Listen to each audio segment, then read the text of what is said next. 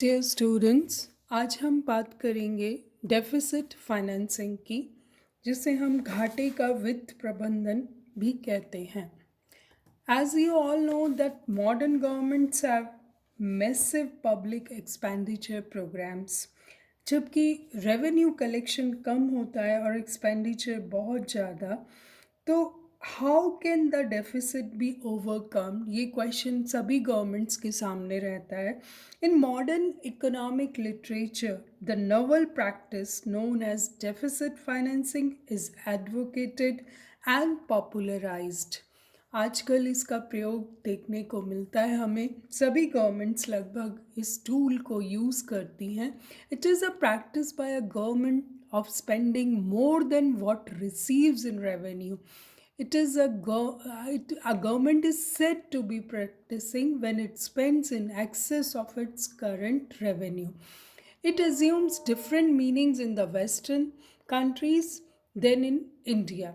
Western countries में deficit financing में हम पब्लिक बोरोइंग और क्रिएशन ऑफ न्यू मनी सभी टूल्स को इंक्लूड करते हैं, but in case of India no doubt it is used for raising additional resources for economic development. Western countries में ऐसा माना जाता है कि लैक ऑफ इफेक्टिव डिमांड होता है, but they have lots of money deposited ideally पड़ा रहता है जो कि किसी यूज़ में नहीं आता। लोगों के पास कैश है बिकॉज वो डेवलप्ड कंट्रीज़ हैं और बैंक्स में भी रहता है, तो उस पैसे को, वो निष्क्रिय मनी होता है एक तरह से, उसको एक्टिव करने के लिए डेफिसिट फाइनेंसिंग को यूज़ किया जाता है। But in case of in developing countries it is not so. हमारे पास कैपिटल की कमी होती है जो डेवलपिंग नेशंस होते हैं, और अनयूटिलाइज्ड रिसोर्सेज होते हैं, तो उस केस में पैसा चाहिए, करेंसी चाहिए, कैपिटल चाहिए। तो हम इस डेफिसिट फाइनेंसिंग को एक्सपेंशन ऑफ करेंसी के रूप में देखते हैं। कौन कौन से मेथड्स यूज़ किए जाते हैं इंडिया में? अगर हम पहला मेथड देखें, तीन बातें हैं इसमें। The government may withdraw it's cash balances from the central bank. Deficit financing के अंडर ही हम इस टूल का यूज़ करते हैं कि मान लीजिए सरकार के पास कुछ पूर्व संचित नकदी हो, उससे पैसा निकालें तो हम उसे भी डेफिसिट फाइनेंसिंग कहते हैं। और government may borrow funds from the central bank, अगर केंद्रीय बैंक से उधार लेती है तो उसे भी हम डेफिसिट फाइनेंसिंग कहते हैं। और सरकार अगर नए करेंसी नोट्स जारी करे तो उसे भी हम डेफिसिट फाइनेंसिंग कहते हैं। तो इन तीनों तरीक़ों से अगर क्रिएशन ऑफ मनी होता है तो it is called deficit financing in India.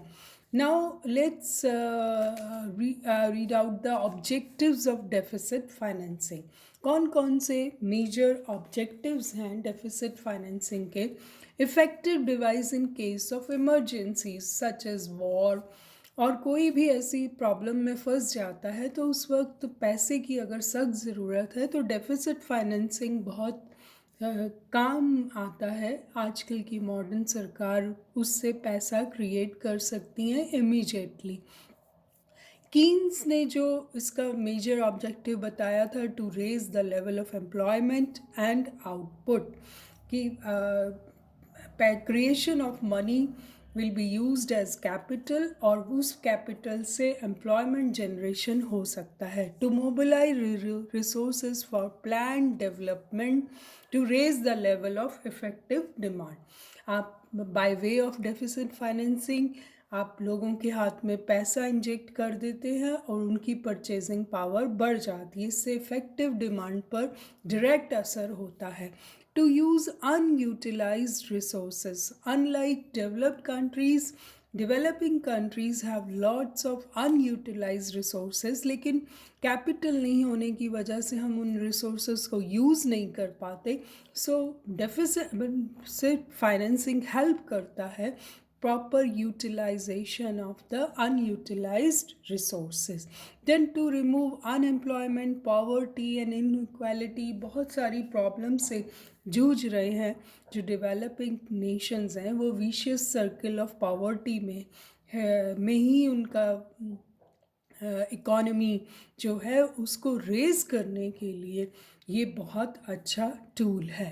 Now the effects क्या होते हैं डेफिसिट फाइनेंसिंग के? आपने खूब सारा पैसा जनरेट तो कर दिया, purchasing power, supply of money बढ़ गई, चाहे आपने नया नोट क्रिएट किए या बोरो किया सरकार ने गवर्नमेंट ऑफ इंडिया से, सप्लाई ऑफ मनी बढ़ते ही एज यू ऑल नो क्या होगा, लोगों की परचेजिंग पावर बढ़ जाएगी in the form of wages, rent, interest, profit, सब कुछ बढ़ जाएगा। लेकिन एज यू ऑल नो कि इन्फ्लेशन हो जाएगा कंट्री में और मनी सप्लाई तो बढ़ गया, लेकिन उसी एडिशन में गुड्स एंड सर्विसेज अवेलेबल नहीं हैं। तो उस केस में क्या होगा? In absence of matching these average increases aggregate supply of goods and services, deficit financing leads to rise in general price level. Price level जो है वो बहुत ही खतरनाक होता है किसी भी इकोनॉमी के लिए, ऐसा हम मानते हैं। लेकिन ऐसा भी कहा जाता है कि डेफिसिट फाइनेंसिंग जो है वो न्यूट्रलाइज्ड भी कर देगा, because it increases the output also at the same time. अगर उस पैसे को हम डेवलपमेंट के लिए काम में लेंगे तो नो डाउट उससे आउटपुट इंक्रीज होगा। होता क्या है कि व्हेन वी इन्वेस्ट, आप जानते हैं देयर इज़ सम गैप आ जाता है उसमें इन्वेस्टमेंट में और आउटपुट में। जेस्टेशन पीरियड होता है, लॉन्ग पीरियड होता है, उस जेस्टेशन पीरियड में जो है वो प्राइस लेवल इंक्रीज होता है। बट एक आर्ग्यूमेंट और भी दिया जाता है कि due to this price level there will be increase in profits, और वो प्रॉफिट जो है बिजनेसमैन हो चाहे इन्वेस्टर्स हों, वो उसे री इन्वेस्ट करते हैं।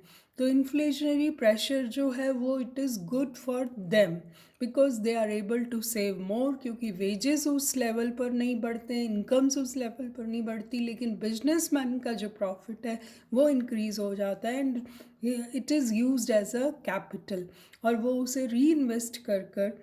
तो थोड़े टाइम के लिए ज़रूर प्राइस लेवल जो है वो डेंजरस और पेनफुल होता है फर्स्ट स्टेज में। इट इज़ इन्फ्लेशनरी पोटेंशियली, लेकिन टाइम के साथ जब it also proves a tonic to the economic development, तो government should take necessary steps to ensure reasonable rises in prices.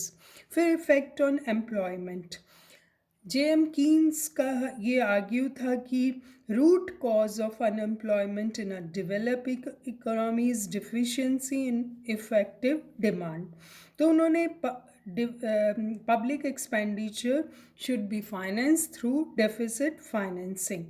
तो उनका ये मानना था कि पब्लिक वर्क्स प्रोग्राम करके इंजेक्ट की जाए extra purchasing power in the hands of the people which will increase the effective demand. तो मल्टीप्लायर इफेक्ट काम करता है, लेकिन जैसा कि आपको मालूम है कि during the period of 30s depression, USA, UK सब ने डेफिसिट फाइनेंसिंग से ही इस प्रॉब्लम से छुटकारा पाया था। They fight the problem of massive unemployment, और उस टाइम पर कहते हैं कि 25% से भी ज़्यादा अनएम्प्लॉयमेंट रेट हो गई थी। तो डेफिसिट फाइनेंसिंग बहुत अच्छा टूल है, but it depends on to conditions पर डिपेंड करता है कि किसी इकोनॉमी में एक्सेस कैपेसिटी कितनी है, और दूसरा उसके पास सप्लाई ऑफ वर्किंग कैपिटल कितना है। अगर आप के पास एक्सेस कैपेसिटी है ही नहीं तो आप कैसे जनरेट करेंगे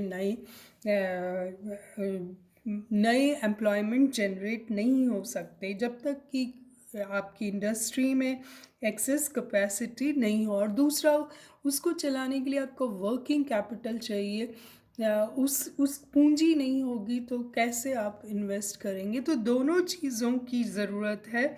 और अगर ये नहीं हो, डेवलपिंग इकोनॉमीज़ में यही प्रॉब्लम है। In case of India also, we do we do not have enough capital to invest.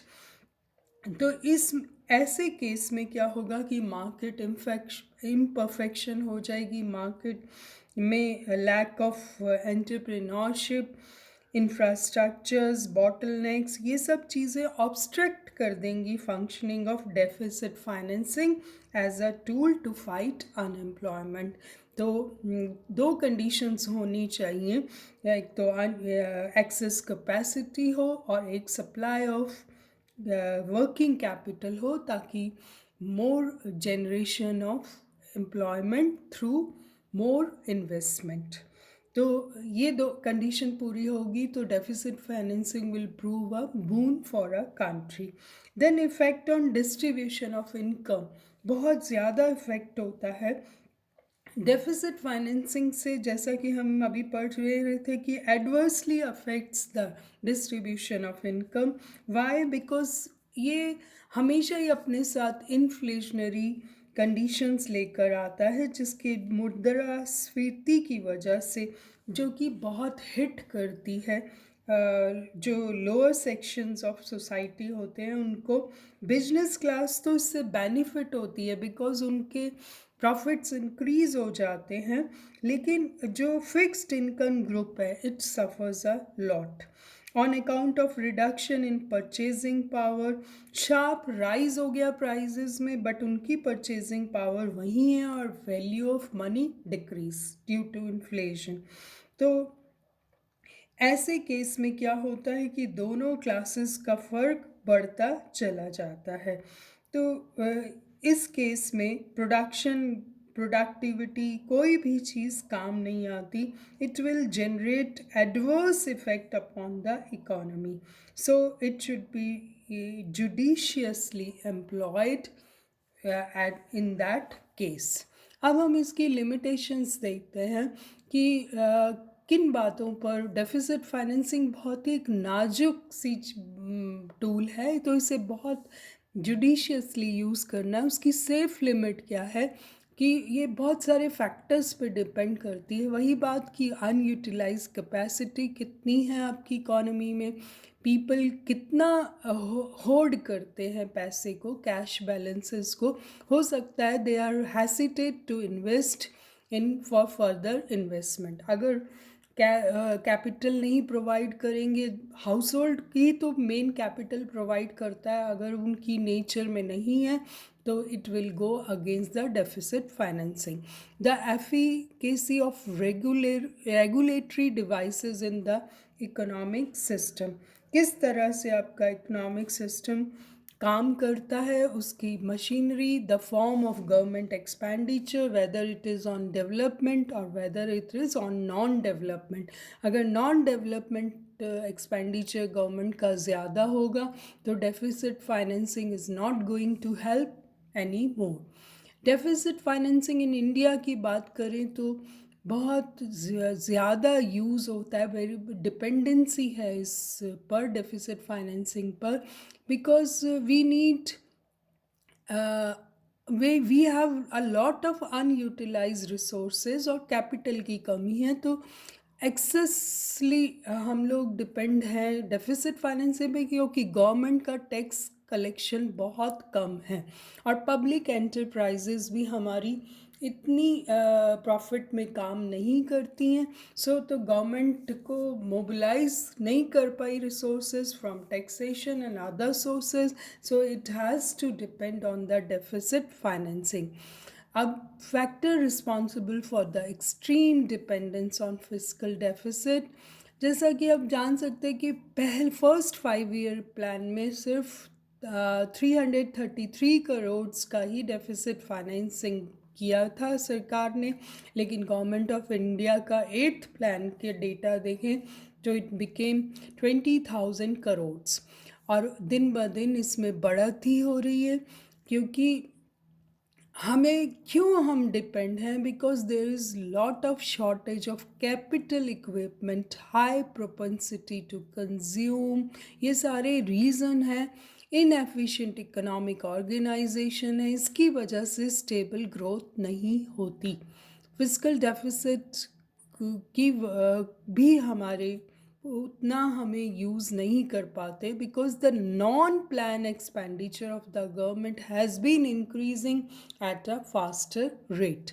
Low yield of tax revenue is another important factor contributing towards increasing fiscal deficit. So, अब conclusion हम क्या निकालें कि it no doubt it helps a lot, budgetary deficit को पूरा करने में बहुत हेल्पफुल रहता है।